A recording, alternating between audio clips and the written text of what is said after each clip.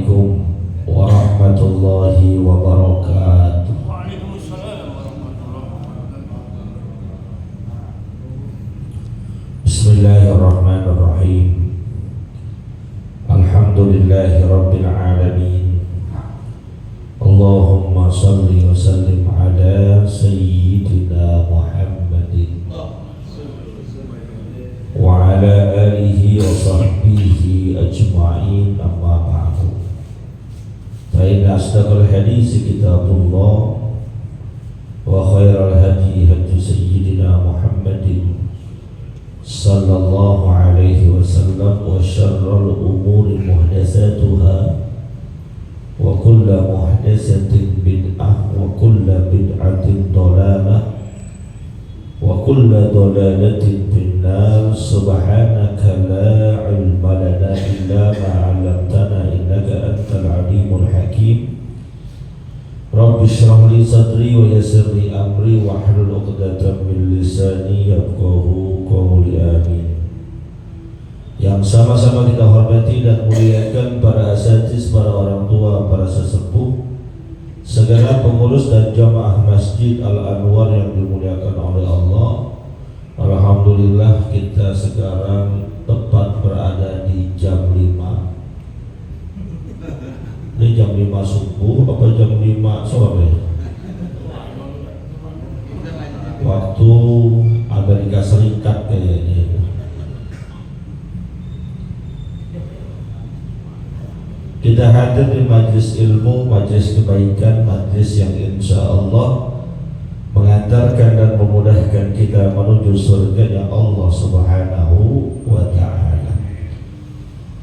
Kita awali pengajian ini dengan membaca suratul Fatihah. Kita niatkan pahalanya sampaikan kepada pengarang kitab yang kita kaji, yaitu Syekh Muhyiddin Abu Zakaria Yahya bin Syaraf An-Nawawi Ad-Dimashqi, juga kepada orang-orang yang berjasa mewakafkan harta dan tanahnya untuk kepentingan masjid kita ini, pada orang tua kita, kakek nenek kita, sanak famili, saudara, serta guru-guru kita yang telah meninggal dunia.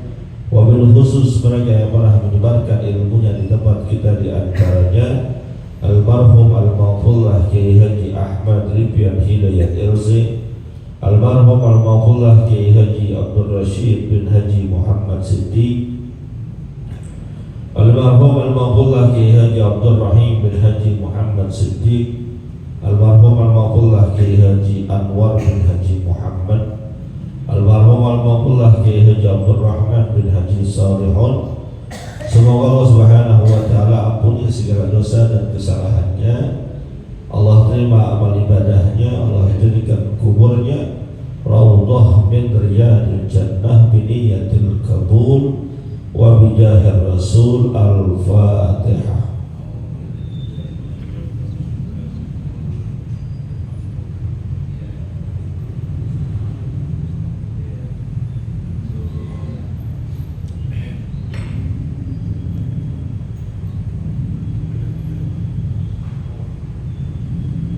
Melanjutkan bacaan kita. Bismillahirrahmanirrahim. Wa an Ibnu Mas'ud radhiyallahu ta'ala anhu qala qala lin-nabiy sallallahu alaihi wasallam iqra'u 'alayya al-Qur'an. Qultu ya Rasulullah aqra'u 'alayka wa 'alayka unzila? Qala inni uhibbu an asma'ahu min ghairi.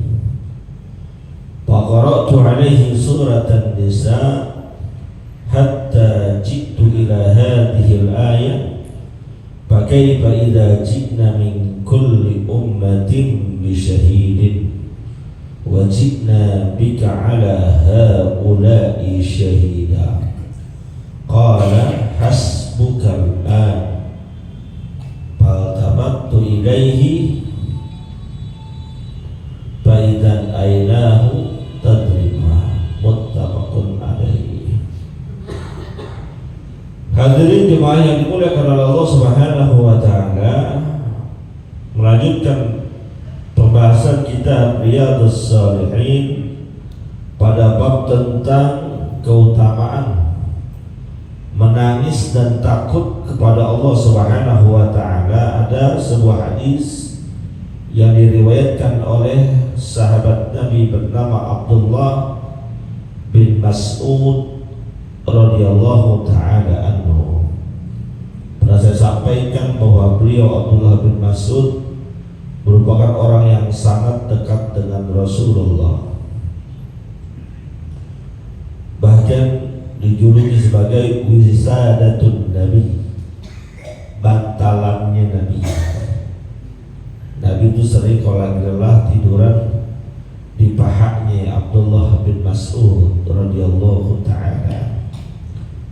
Sahibus sirri Rasulillah, teman curhat rahasianya Rasulullah. Jadi beliau ini sering Rasulullah cerita sesuatu yang rahasia, dan kalau kita baca biografinya Abdullah bin Mas'ud ini, mohon maaf, secara fisik itu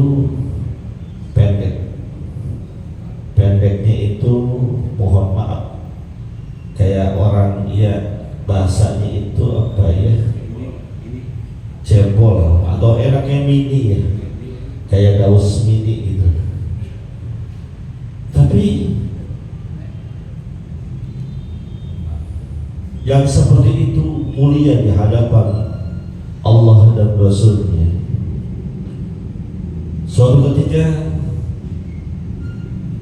Sayyidina Abdullah bin Mas'ud naik ke atas pohon, tiba-tiba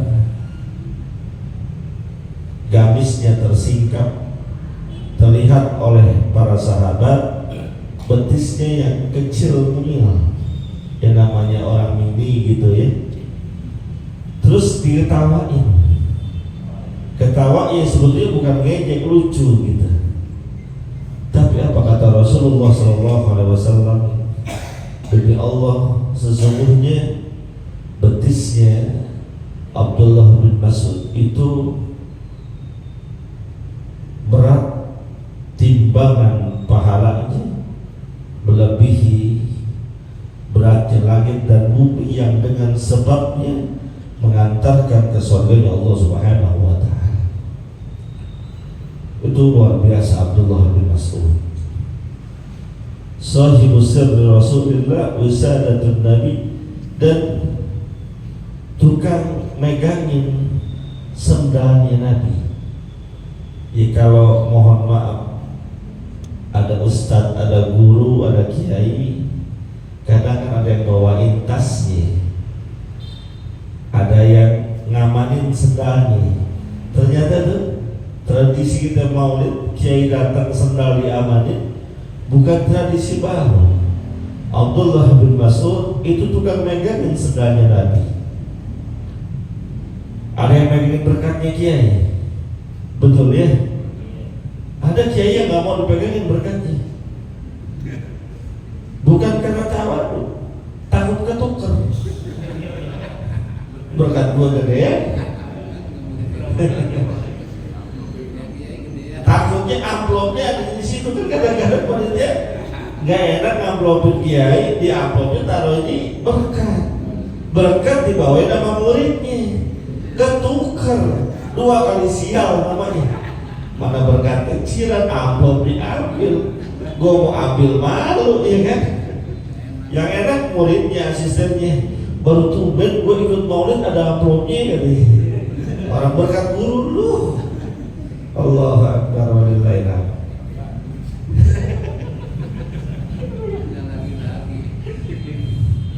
Ya Allah, ya itu saya ingat tadi ada almarhum, dan kalau saya sebutin namanya, almarhum ini suka pakaian gamis, pakai sorban. Mohon maaf, secara keilmuan nggak ada, kosong. Dia datang ke acara besar maulid, panitia nggak tahu, nggak kenal namanya, orang kan nggak kenal semua kiai. Ini orang datang pakai gamis, pakai sorban, pakai peci, masya Allah, pakai minyak wangi, dianggap kiai. main amplopin aja, duduk di depan. Ya Allah, maka itulah sebabnya kenapa jangan nilai orang dari fisiknya. Bahasa Cianjurnya mengatakan don't judge the book by the cover. Paham nggak? Paham nggak? Jangan lu suruh pulang. Gue juga boleh ngapalin. Jangan menilai isi sebuah buku cuma dari tampilnya cover depan. Don't judge the book by the cover. Kalau mau nilai sebuah buku, baca dalamnya. Jangan nilai seseorang dari tampilan fisik. Baju bisa dibeli, gamis bisa disewa, tampilan bisa disiasati, tapi kualitasnya kita nggak tahu. Makanya Allah dalam hadis Nabi dikatakan, innallaha la yanzuru ila suwarikum. Allah nggak nilai dari bentuk fisik kalian, walakin yanzuru ila qulubikum. Tapi sesungguhnya yang Allah lihat, yang Allah nilai adalah kualitas hati kalian. Berapa banyak guru-guru kita yang tampilannya sederhana. Dulu almarhum al-maghfurullah Dr. Kiai Haji Abdul Muhyiddin Abdul Fattah, siapa yang nggak kenal? Orang Bangka mah kebangetan kalau nggak kenal beliau, kecuali yang nggak doyan haji. Itu pakaiannya mohon maaf, kain sarung, baju putih, peci hitam, nggak pakai sorban. Pernah suatu ketika beliau ada acara, memang seperti itu tampilannya. Yang ngundang nggak ketemu langsung, nggak paham beliau, datang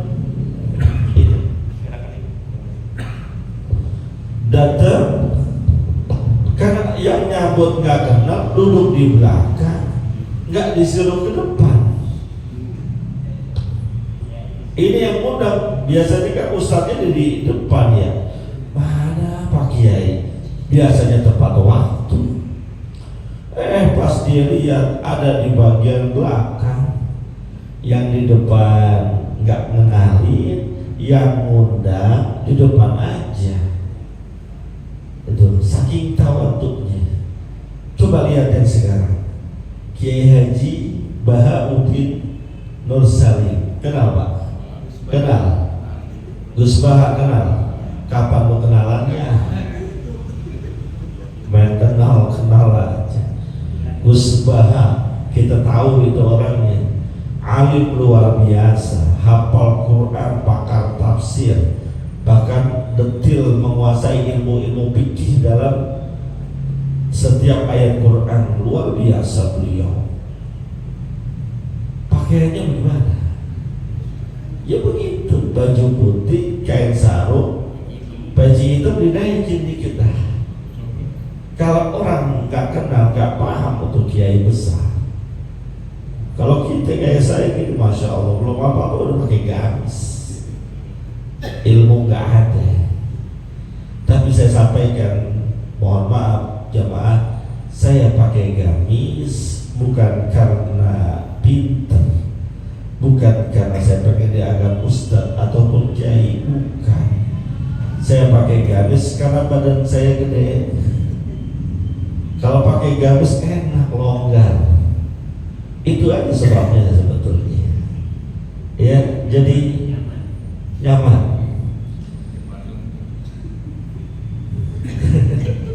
Kita kembali kepada pembahasan bahwa Abdullah bin Mas'ud meriwayatkan sebuah hadis. Beliau bercerita, suatu ketika berkata Nabi kita Muhammad SAW kepada saya, apa itu? Iqra'u alayya al-Quran, wahai Abdullah bin Mas'ud, tolong bacain saya Al-Quran. Apa jawaban Abdullah bin Mas'ud? Qultu ya Rasulullah aqra'u 'alaika wa 'alaika unzila.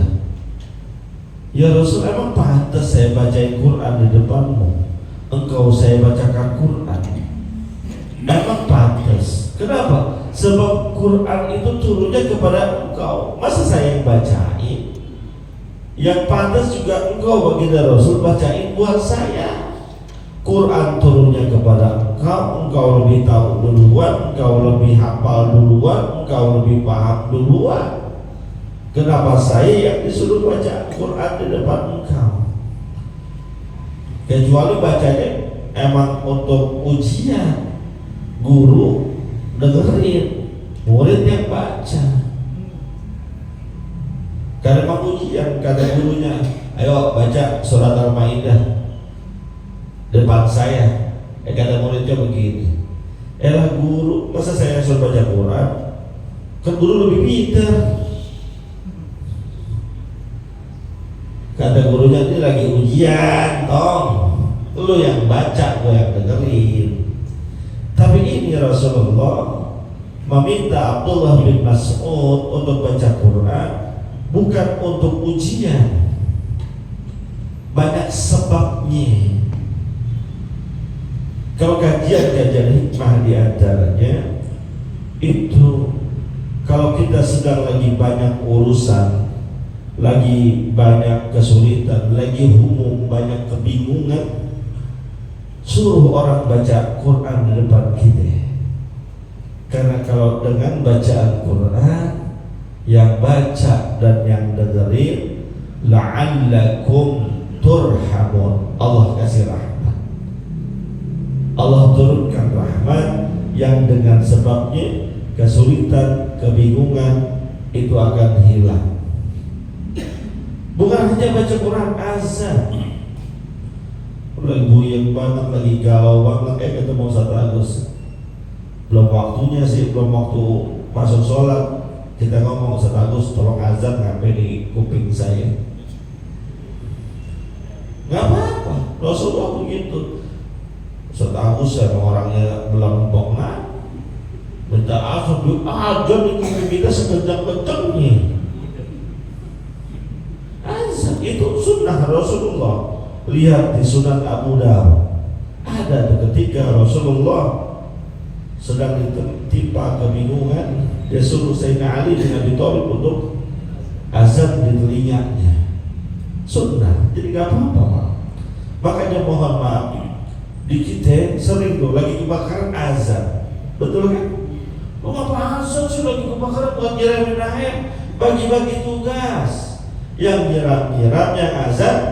Kenapa? Saat itu lagi humum, lagi hiruk pikuk, lagi galau, kita bingung kan kalau api udah gede banget. Azan benar itu nggak salah. Tuh juga kenapa sebabnya orang, mohon maaf, yang mau berangkat haji ataupun umroh pelepasan diazanin. Ada yang nyeletuk, ngapa pakai diazanin? Emang Nabi mau umroh pakai diazanin? Nabi mau haji pakai diazanin? Enggak begitu pola pikirnya. Orang mau berangkat haji, apalagi haji ya, kalau umroh mah cuma 10 hari.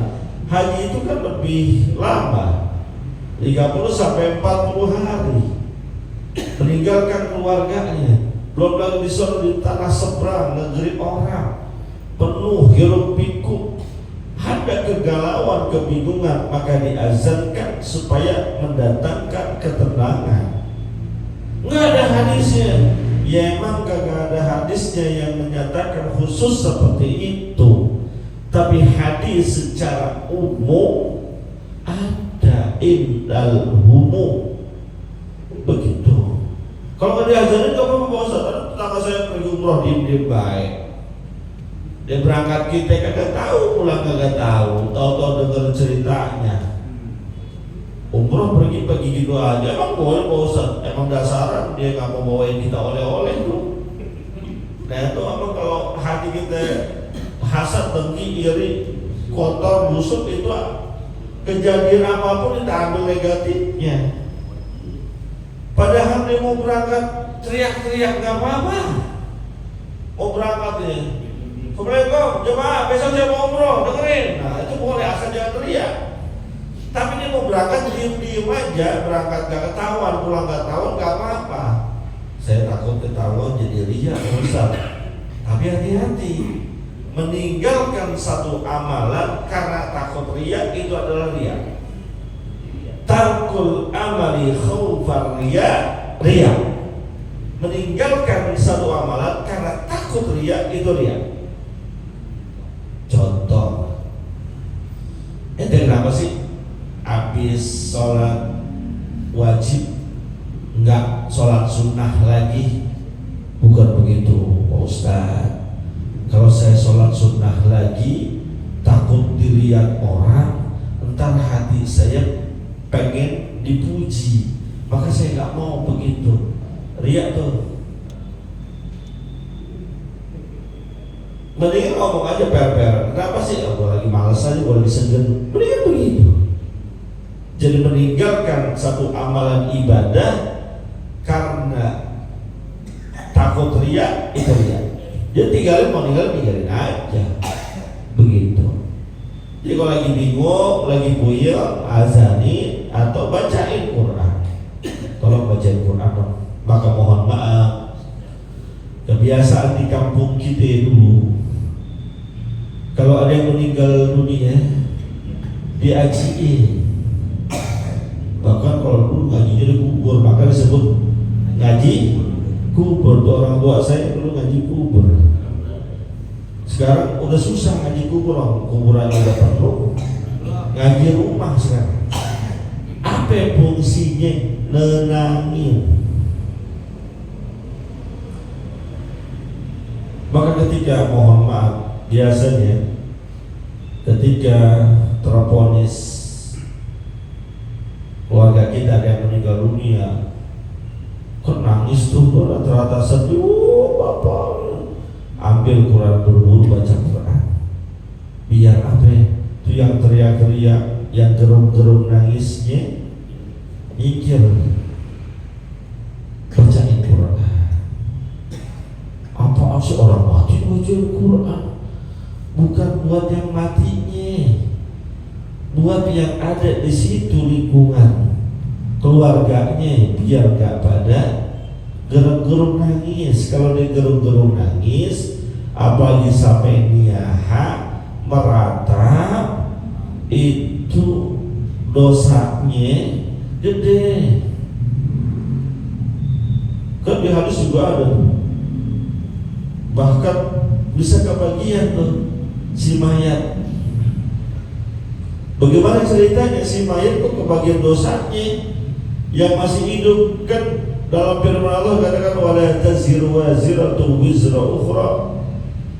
Dan seseorang itu gak akan nanggung dosa orang lain yang masih hidup yang kerjain. Sekarang dia udah mati, anaknya merantau, nangis terseduh-seduh sampai berlebihan. Kok bapaknya bisa dosa juga? Ini ada sebabnya. Sebabnya bisa boleh jadi memang zaman dulu tuh ketika kita meninggal dunia, semakin banyak orang yang nangisin, semakin mulia derajatnya. Maka kadang-kadang dia wasiat, kalau gua udah nggak ada, bagaimana caranya yang nangis biar pada banyak. Kalau perlu bukan lagi saya RT sekampung pada nangis. Mohon maaf, ada agama lain itu sengaja bayar orang untuk nangisin jenazah. Ada. Kita dibayar untuk nangis, ada. Mau proyeknya kalau ada saya kasih. Ada. Ya udah nggak usah sebutin daerahnya. Ada begitu. Habis proyek tahlilan sepi, ada proyek nangisin jenazah. Ambil kan? Gitu. Jadi bacain Quran supaya nggak kebingungan.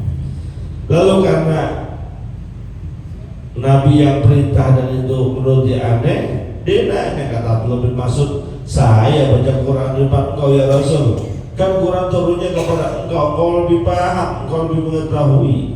Apa jawaban baginda Rasul? Qala inni uhibbu an asma'ahu min ghairi. Saya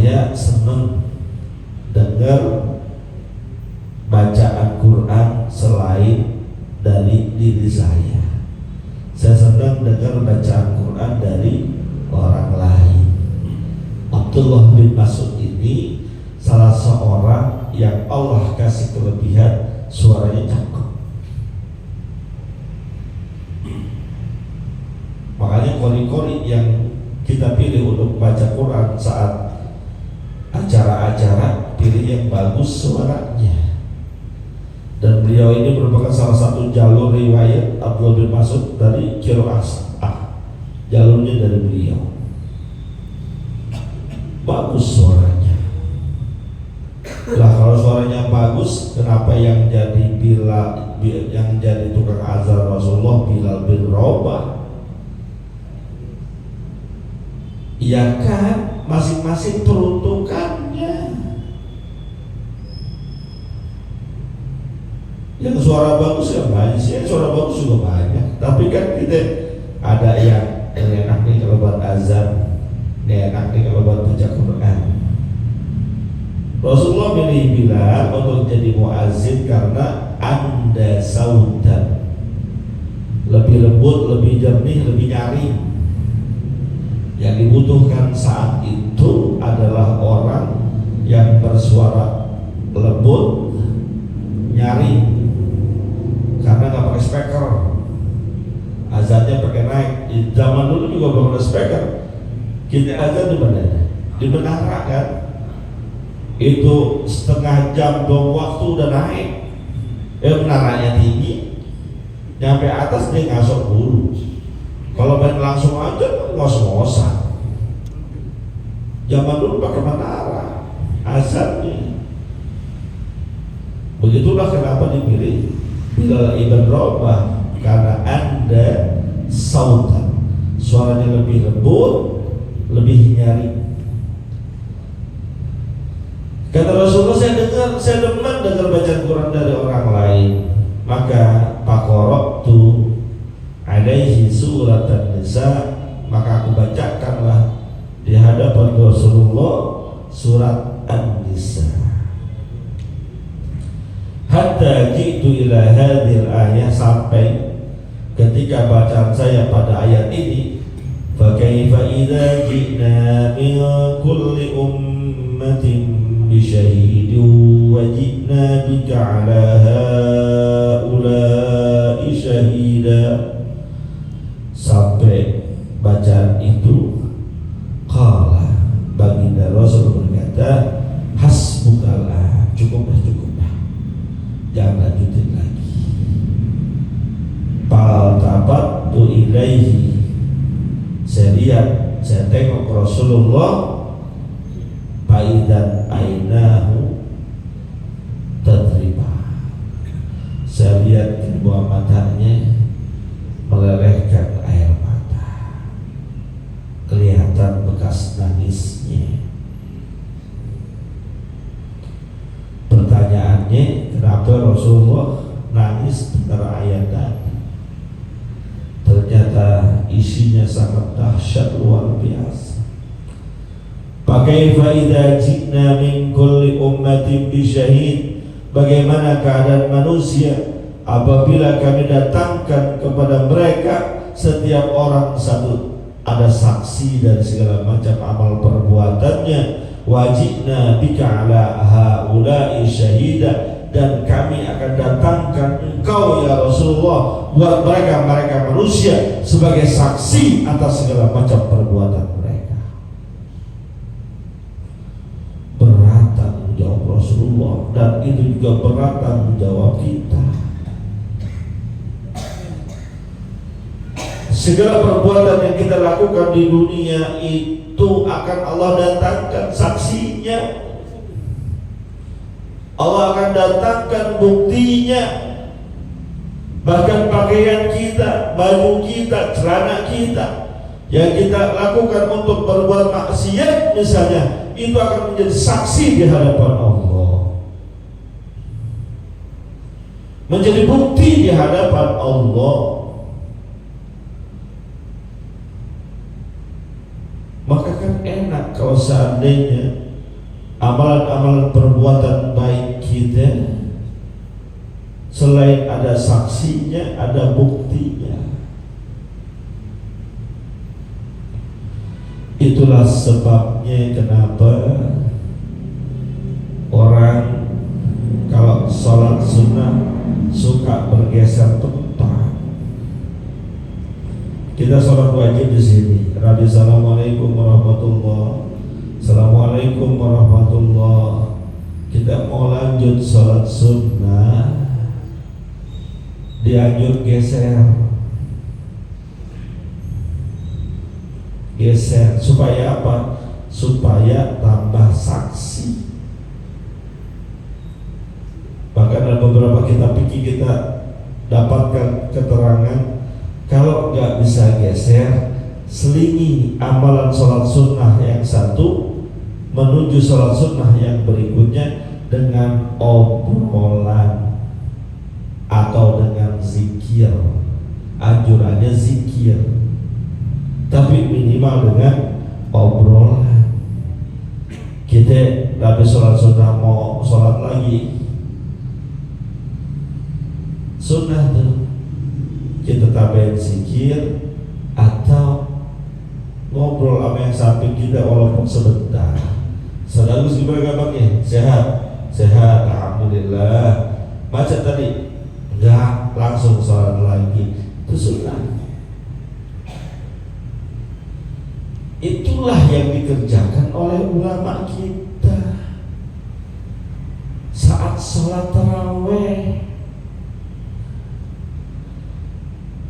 Di kampung-kampung kita, terutama yang sholat sunnah tarawehnya 20 rakaat, setiap habis assalamualaikum warahmatullah, assalamualaikum warahmatullah, ada yang nyaut di belakang imam, fadzaminallah wa ni'mah, maghfiratan wa rahmah, ya tawwab, ya wasi'al maghfirah, ya arhamar rahimin. Begitu kan? Begitu kan? Itu kan bidah. Ustaz mana pernah Rasulullah begitu nunjuk Bilal taraweh? Emang kagak, Joni. Lu apa-apa yang gak dilakukan Rasulullah main bidah aja sih. Kenapa begitu?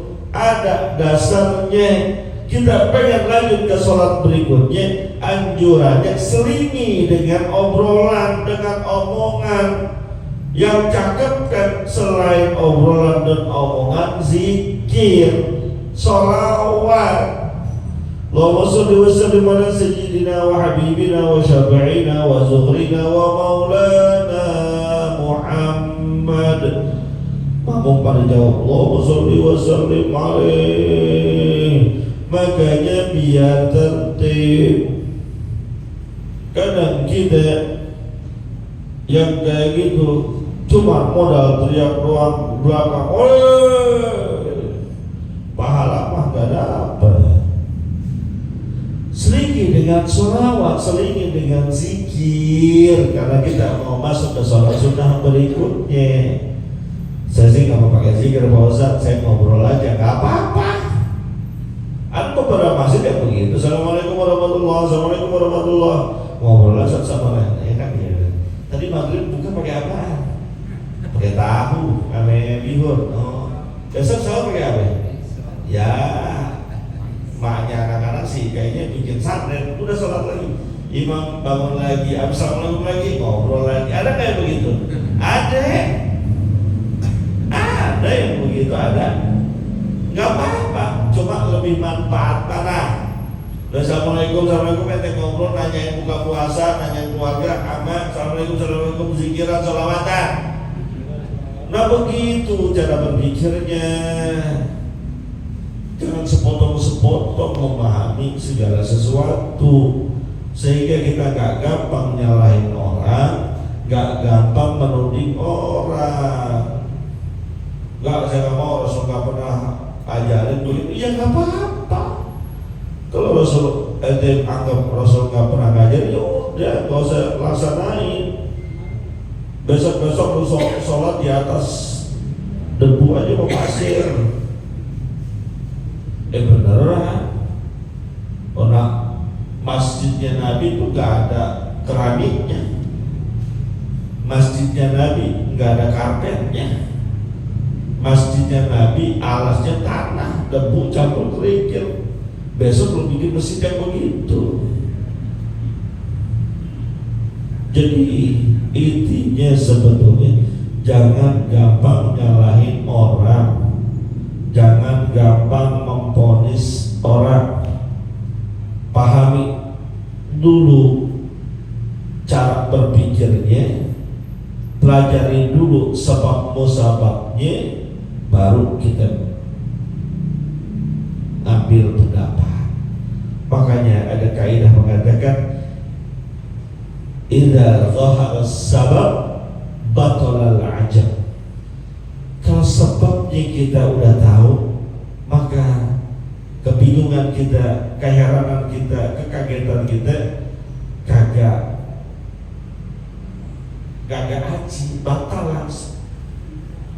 Misalnya kita ketemu sama Ustaz Agus ngeboncengin perempuan, mana semok, demplon,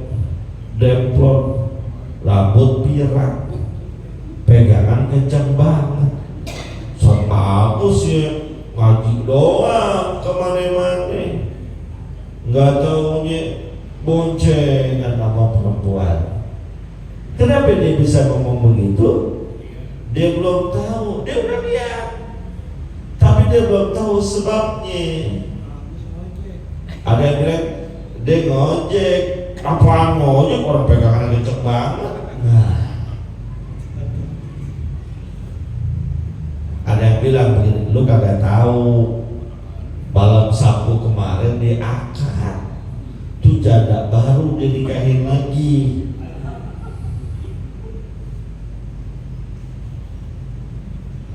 Oh, bini barunya, iya dah. Kalau emang bini barunya pantas dah begitu. Tuh sebabnya kita udah jelas. Atau oh yang rambut pirang, iya itu mah ponakannya. Ya kan boleh boncengin ponakan walaupun perwujudannya kayak gitu. Nah ponakan itu mahram, ponakan kita ya, bukan ponakan dari pasangan. Ponakan kita mahram tuh, kita haram nikah sama dia.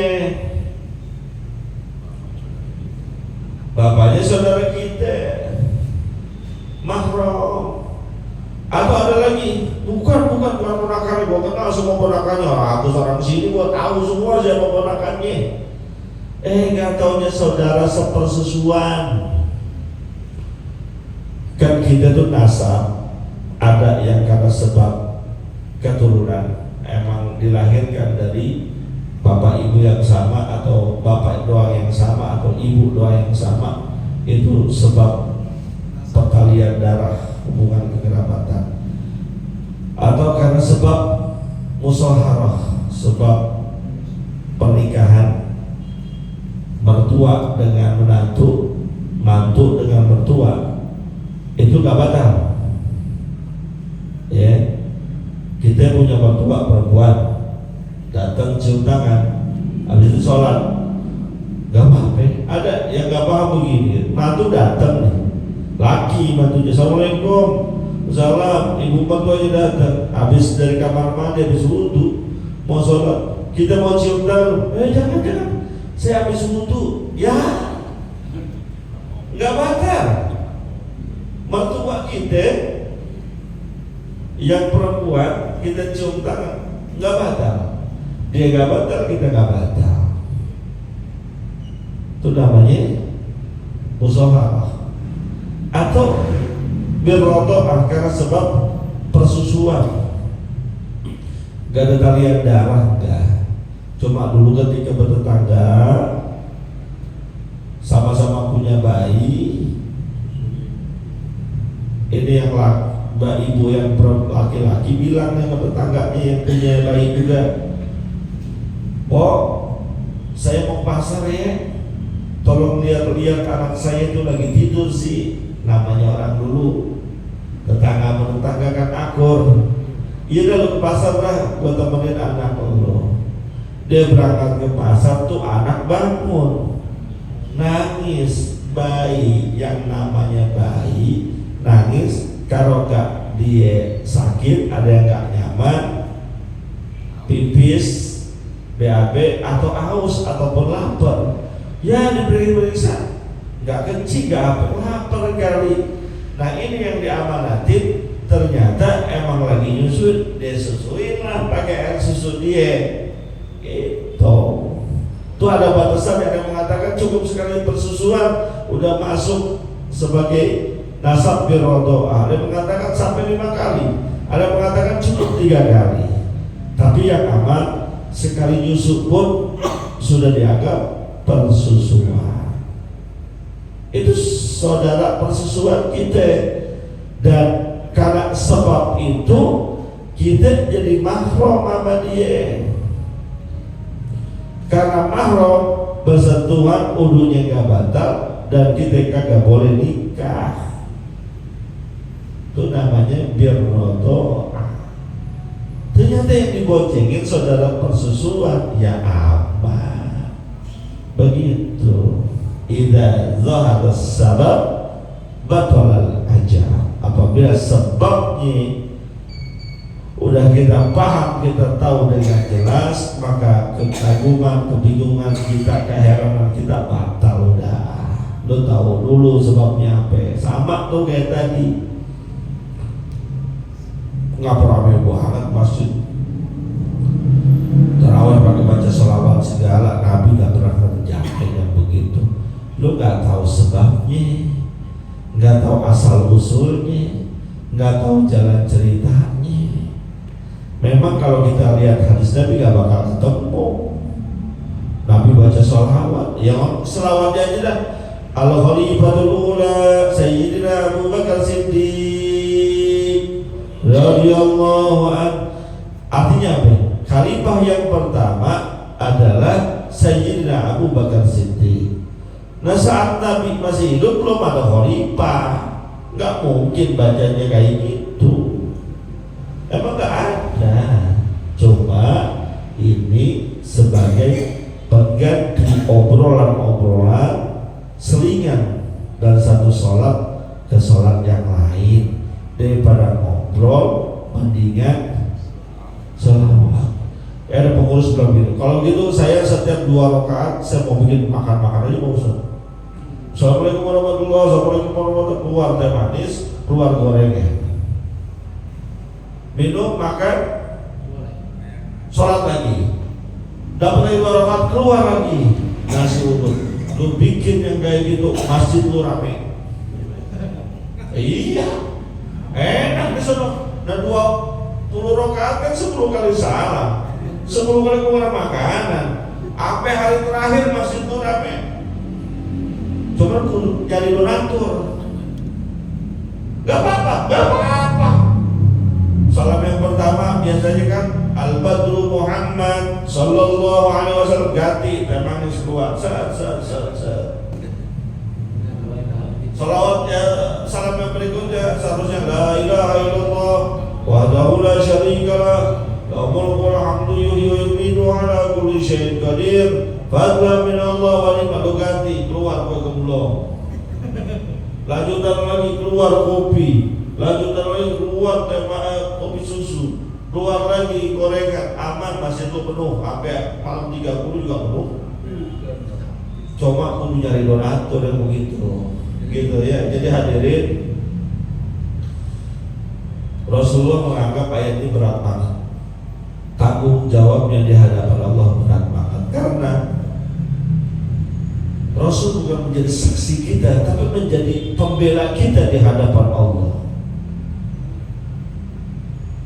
Rasulullah membayangkan bagaimana umatnya bil awwalin wal akhirin, generasi pertama sampai yang terakhir nanti, beliau yang akan berhujjah di hadapan Allah, beliau yang akan menjadi saksi di hadapan Allah, membela di hadapan Allah. Karena baginda Rasul mengatakan, idzan la arda wa wahidun min ummati dakhalan nar. Saya gak senang, saya gak rela kalau ada satu aja umatku masuk ke dalam neraka. Rasul bersaksi supaya kita semua bisa masuk surga Allah Subhanahu wa ta'ala. Al-Fatihah.